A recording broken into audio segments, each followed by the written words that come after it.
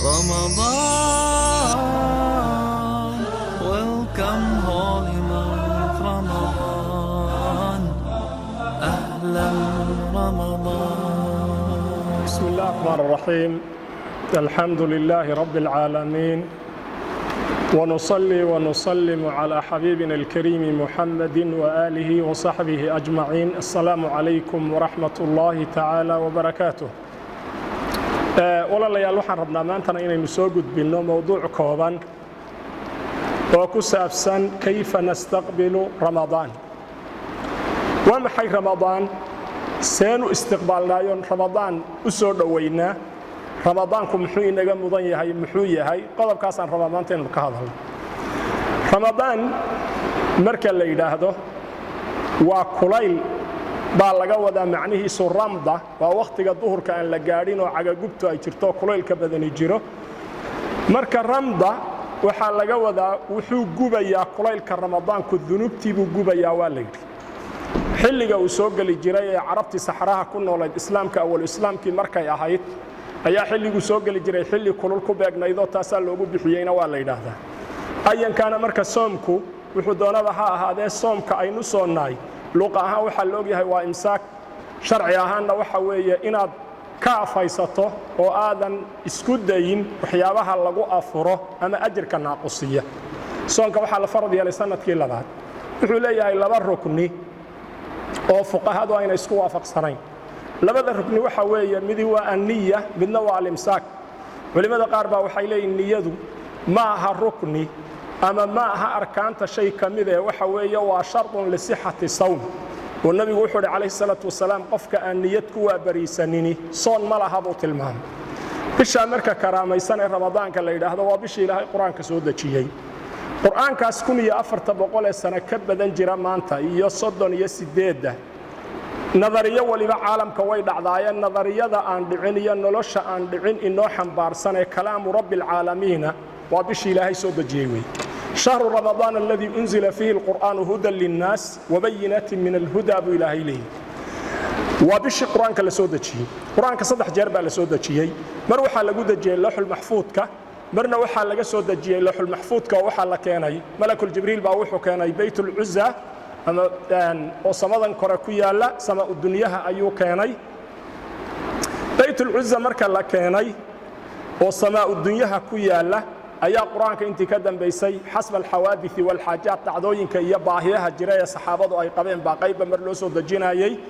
maadaama la doonayay quraanka qalbiga nabiga in lagu sugo calayhi salaatu wasalaam, maadaama la doonayay tashriic iyo ahkaam dad aan loo digin oon aabbayaasho diin hore lahayn in diin la gaadhsiiyo oo diin la baro. litundira qawman maa undira aabaahum fahum qaafiluun qoladu ilaahay tilmaamay. soonkaasi marka fadiilada uu leeyahay waxaa ka mid a nabiga wuxuu inoo tilmaamay calayhi salaatu wasalaam oo uu yidhi waxaa la arkay 3 jeer isagoo doonaya inuu mimbarka fuulo oo mid walba uu aamiin yidhi nabi maxamed markuu dhammeeyey salaadiisii iyo khudbadii iyo hadalkii uu ku jiray ayay saxaabadu weydiiyeen waxay ku dhaadeen rasuulkii ilaahay oo maanan arki jirin adigoo aamiin yidhi markaad mimbarka sii fuulayso. darajka koowaad buu fuulay aamiin buu yidhi, ka labaad buu fuulay aamiin buu yidhi, saddexaad buu fuulay aamiin buu yidhi. nabigu markaa wuxuu tilmaamay haa waxaa ii yimid malakul jibriil wuxuu igu yidhi qofka labadiisa waalid ay weyni agtiisa ku gaadhaan oo aan iyaga sabafalku u samafalay jannada ku gelin waxa weeye wuu guuldarraystaye naxariista in alla ka fogeeya aamiin dhe aamiin baan idhi buu yidhi. malaguna wuu ducaynayaa, nabiguna aamiin buu leeyahay. ducadaasina qiimaha ay ka dhigantahay waad garanaysaa. waxa uu yidhi marka labaad darajka labaad buu haddana igu soo hor istaagay wuxuu igu yidhi qofka inta lagugu ag xuso aan kugu salliin allahuma salli wasallim wabaarik calayhi waxa weeye raqima anfu imri'in, qofkaasi sankiisu waa boodhoobay oo waa guuldarraystay, waa khasaaray weeye. qodobka saddexaad rukniga saddexaad ama darajka saddexaad markuu sii fuulayay wuxuu ku yidhi qofka ramadaan gaadhoon ilaahay waxa uu shaqaystay iyo ajirka iyo khayrka uu ka shaqeeyo aanu ugu dambi dhaafin waa uu guuldarraystay aamiin dhe aamiin baan idhi buuri. bishaasi waxaa la yidhahdaa waa shahru fadiil, waa shahru mubaarak weeye. waxaa ku jira bishaasi 10 maalmood oo sanada iyo nolosha aynu nool nahay sanawaadka soo wareegaya kuwa ugu fadliga badana. bisha waxaa ku jira laylatul qadr. bishaas awalkeedu waxa weeye waa naxariis waa dambi dhaaf waa cidqun min annaar weeye. وبش النبي قلت المامي وحا لغا حرية نارتا قطيع بني كليب قرار رير كليب ليدايو أري بدنيد با وحو يري دغورتا أريغا رير بني كليب ليهي إن لأغو مسلمين يا هبين والبو بشا كميدا نارتا لغا حرية inaad marka beegsato in naarta ilaahay ka xoreeyo way mawsim marka laga faa'iideysto way waxa marka ay taladu tahay horta marka hore aan ku ducaysano inuu ilaahay bisha ina gaarsiiyo allahumma ballighna ramadan nabigu markuu arkana wuxuu oran jiray allahumma ahillahu alayna bil yumni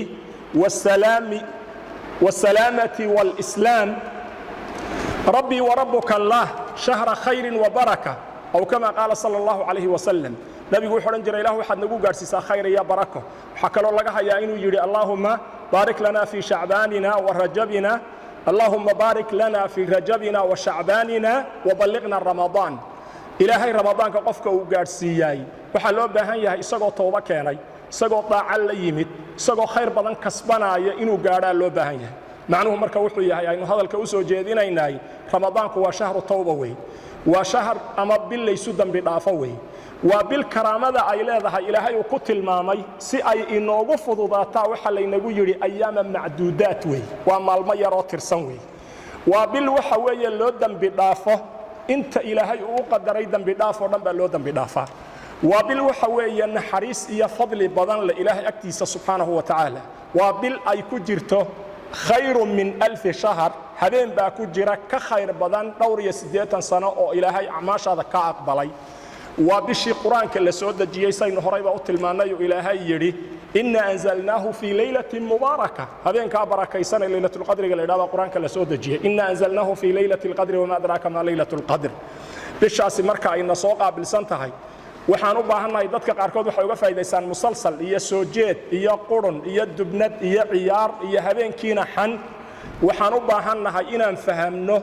ducada uu malagu ducaynaya waran doona bishaasi markay dhalato oo caawa inay dhalan iyo inay habeen dambe dhalan iyo ka dambeeya aynaan garanaynin xilliga ay dhalatay la ilaamiyo malag baa dhawaaqo wuxuu yiraahdaa ya baaqiya sharri aqsir qofkii sharka sameynaya oo gaabi wa ya baaqiya alkhayri aqbil kii wanaaga sameynaya oo qaabil wanaagaagi kordhi wanaagayna kordhina loo baahan yahay nasiixadu marka waxay tahay